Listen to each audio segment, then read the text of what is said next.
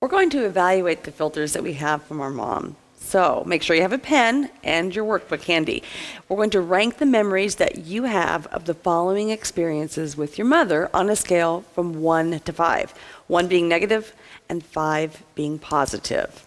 Now, this experience can be used to score anyone who was your mother figure to you. We've talked about that a little bit here. So it might be your mother, it might be an adoptive mother, a stepmother, grandmother, or really any significant woman that's had influence in your life.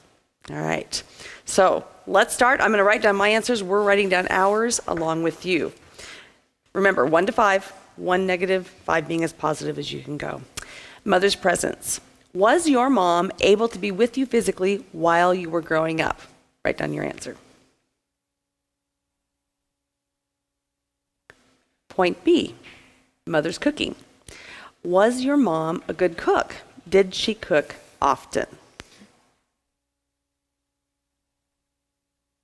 Don't downgrade your mom if she made you eat spinach. All right, she was just trying to be a good mom. Was your mom a good cook? Be aware of the women in your group who can help you change the negative messages you have received as a result of your mom filter. So a lot of times we may feel that we don't have the love of God because she didn't care for us. Or we may feel that we are less than because she wasn't there for us. But if you surround yourself with women who you know that they have your heart and you have their heart in your hands, because it's a very fragile thing. And just to share that and just say, you know what, I have a filter. I have a mom filter that I know I'm looking at the world through that's probably not accurate. You know, I feel like we need to pray. Let's just pray for our gals that are listening. Father, we bring our moms to you in the good and the bad, the ugly, and our perspective that might not even be correct. And we just lay all of it on the table right here before you. I think I said before my dad was Norwegian, 100% Norwegian, and he was raised in the plains of Montana back in the Depression, the Dust Bowl years and all that. So he was tough. And he, you know, once he got through high school, I think he just wanted to have some fun. So he did. He was, you know, he had some fun with the guys and smoking and drinking and whatnot.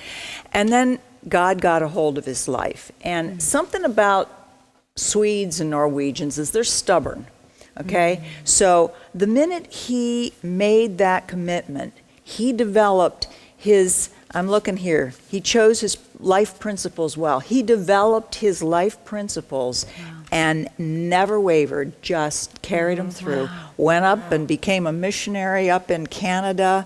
A very handsome bachelor he was. And so that's where he met my Canadian mother. But I have chosen my life principles, and I stick to them, and I'm also half Norwegian and fairly stubborn.